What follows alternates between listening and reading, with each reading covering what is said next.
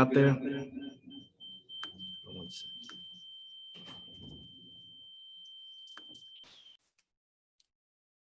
to Coach Pruitt's post-game press conference. Coach will make an opening statement, and then we will take questions. Coach? First off, just got to kind of tip your hat to Texas A&M. They got a good football team. They were able to run the football, were able to convert third downs. They kept us from making explosive plays, eliminated really kind of our run game. They dominated the time of possession, which eliminated a lot of the opportunities for our guys. It just kind of squeezed us out, and we just couldn't get off the field on third down and couldn't create enough momentum offensively. Had negative plays on the 3 sacks that hurt us. You just have to give them credit. They got a good football team, I think when you look at this season, first thing is just really our administration and our medical staff just being able to be able to have a season. I said it to the team in there, coming back on June the 8th, and these guys, we didn't know what we were getting into, but the courage that they had, just kind of the want to or the will to just kind of keep keeping on, I thought says a whole lot about these guys. I think there was a lot of lessons for everybody to learn during this whole time, but it's that really kind of really appreciate our fans for coming and supporting us. I know it means a lot to everybody involved in the organization. And it's been an unusual year, but for these guys, there's something that they can hold their head up about. It looked like when this season started that we wasn't going to have college football. And when the momentum started, I think says a lot about our players sticking with it, and everybody in the SEC really kind of keeping college football going. So, but I'll take any questions. Questions? We'll start with David Oven. Jeremy, when you start assessing this season, how would you assess you guys' results on the field after 10 games? Well, we obviously went 3-7. That's not what we want to do. It's hard to compare, from one school to another school, the circumstances around this season. I know just talking to some of my peers, there's some weeks it's been like a normal year, and there's some weeks it hadn't been, so it's one of the things I think says a lot about the players is it's kind of stuck it through. You just kind of stuck with it, like a couple of weeks ago, we had a lot of guys that hadn't practiced in 2 weeks, but yet they want to play, so, things that they didn't have control over, they hung in there. And, with our team, we didn't have many opt-outs. We didn't, our guys played hard all the way to the end. So when you look at, it's kind of like I'm talking to them, you're looking at what we need to do moving forward.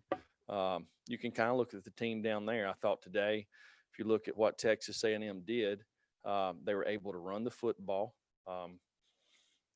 They converted third downs. I think they were 10 for 14 on third down, created a few explosive plays in there. When we created explosive plays offensively, we scored touchdowns. But as the game went, we didn't get as many explosive plays, and it was tougher for us to score. So just kind of looking at that team and just kind of comparing of what we got to do to get on their level, something we're talking about with the players after the game. David Pascal, then Blake Topmeyer. Jeremy, why didn't Eric Gray play today? He was unavailable. Blake? Jeremy, there was a report that came out today that stated that your program's under investigation from the NCAA and internally on allegations of recruiting and impermissible benefits. Is that accurate? And what's your understanding of where that stands? Well, I hadn't seen no article or anything like that. But anytime in college football or college athletics, you have typical compliance stuff, and that's all I know. Is your program continue to be interested in a bowl bid? Do you know where you stand on that? Has anything changed there? I don't think that anything would change from our end. So we're preparing like we're going to be in a bowl. If we're not, we're not. But that's the only way we know how to do is just prepare to move forward like we were. Teresa Walker, then Gustavo. Yeah, Coach, on Eric Gray, was he out because of injury, COVID issues? Why was he unavailable today? The entire year, we've really, when it's come to our guys from injury to COVID or for whatever reasons, we've always said they're unavailable. Gustavo? Coach, third game with JT Sherrout and Harrison Bailey, each one had a touchdown. How do you assess, this final game, those last 3 games with those 2 quarterbacks playing, in the field? Well, Harrison does a lot of really good things, okay? One thing that he's got to get past, he gets stuck a little bit. Sometimes in the throw game, just whether it's a progression read, it's a coverage read, whatever it is, there's a few times, and I think everybody sees he holds the ball a little bit, right? So just one of those things that he's got to get past, and the more reps he can get, the better he'll be at, whether it's throwing the ball away, whether it's taking a check down, just one of those things. And I thought JT probably the same thing. Joe Rexroad, then Nick Hill. Jeremy, trying this in a different way, was Gray or anyone else absent today because of a compliance issue? Say it again. Gray's absence or anyone else's absence today, was it related to a compliance issue? Guys, I've already addressed that one time. Nick?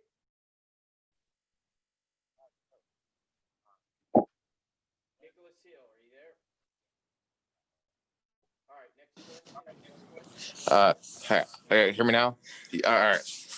So, Texas A&M had around 82 plays. You guys had around 31.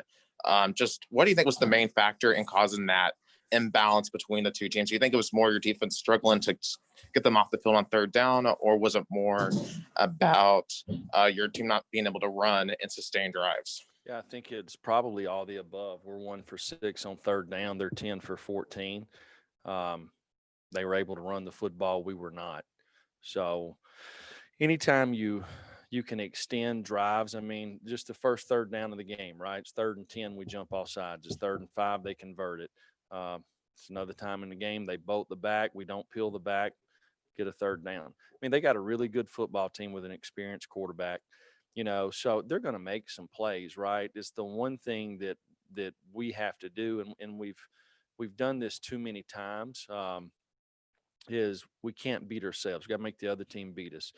Being 1 for 6 on third down and not establishing the run, is not good. But you look at it, we create an explosive play, and then we take a shot down the sideline. All right. For whatever reason, they don't call pass interference.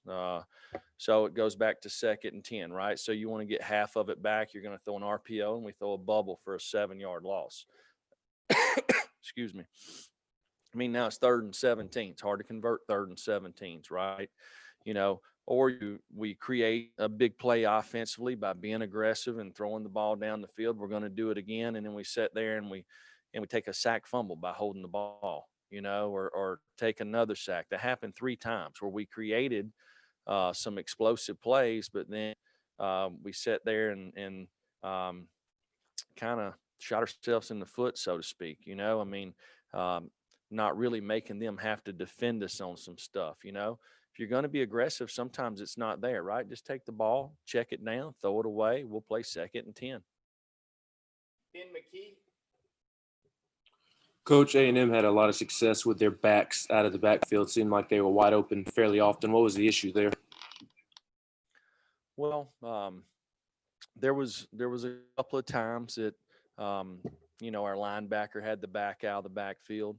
In our defense, we have mechanisms that can get you out of issues, so to speak. So if we're bringing a pressure and a linebacker's got a back and the back's really chowed out or fixing to get out, we have butch calls, we have spear calls to execute it, right?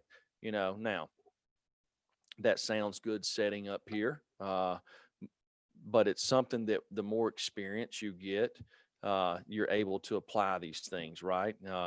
And we didn't do that a couple of times. One time the back was in there and then he comes out late. We got a safety that's got the back. He thinks the back's blocking. He didn't close to him. He's going to cut on another wide receiver because he thinks the back's in protection, and the back gets out on third down. They give him the ball and outrun us, right? So a couple of things like that. These guys have always been a team that gets the back out really fast, especially into the boundary, and we had some ways to pill them. And when we did it the right way, we were fine. A few more, David Pascal and then David Oven. Jeremy, can you talk about DeAndre Johnson, that hands to the face before halftime in a 17-13 game? Yeah, I didn't see it. You got them in third 14 or whatever, and they convert there on a penalty. I mean, you obviously can't hit the quarterback late. I didn't see it, so I mean, I don't know. You can't do it, right? And then, do you feel confident that you'll be the coach moving forward? I know that there have been 3 changes already in a year where people didn't think there would be any, so it's hard to take anything for granted. But do you feel confident you'll be the coach moving forward? Yeah, I think absolutely. If you look over the first 2 years we were here, right? Where we at when we got here? I've said it before, from personnel, culture, what we're building. Okay. And I get it. 3 and 7 is not where we want to be, right? But there's one thing that I can say. I can lay my head down on my pillow every night and know that I've done everything that I could possibly do to make sure that we protected everybody in our program. I wasn't looking for a competitive edge. There's lots of things that we didn't know about. If we were going to have a COVID season again, I probably would be a little more prepared to handle it. But I get the business. I understand it. I look at our football team. We've got a lot of really young players on our team. Most of our team will be back. I think it's a very good indication of how they compete every week. These guys don't quit. They believe in what we're doing, and they understand that we're not that far away, So a lot of these guys, I think they choose to try to be part of the solution, not the problem. If you look at our team last year, we won, I guess, 7 out of our last 8 games.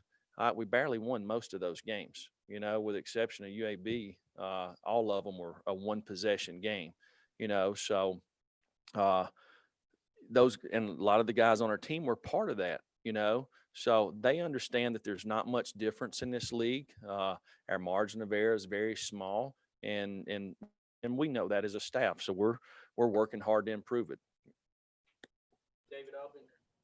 Jeremy, you mentioned that you guys were talking about how to get on Texas A&M's level. What are some of the things that are separating teams like Texas A&M and Tennessee right now? Well, today, what was it? It was third down, right? We were 1 for 6 on third down, and they were 10 for 4, right? Or 10 for 14. You know what I'm saying? They were able to run the football. We wasn't. They got some pressure on the quarterback. We didn't, and I mean, you said it right there. What was the score? It was 17-13 or 10 to whatever when we got the penalty with 1 minute and 38 seconds to go in the half. So you can't get that penalty, right? Okay. I don't care if you get close to the quarterback, you avoid the quarterback. It's 3rd and 14. They punt the football. We got a chance at that point in time. We were moving the ball pretty good, had pretty good rhythm going.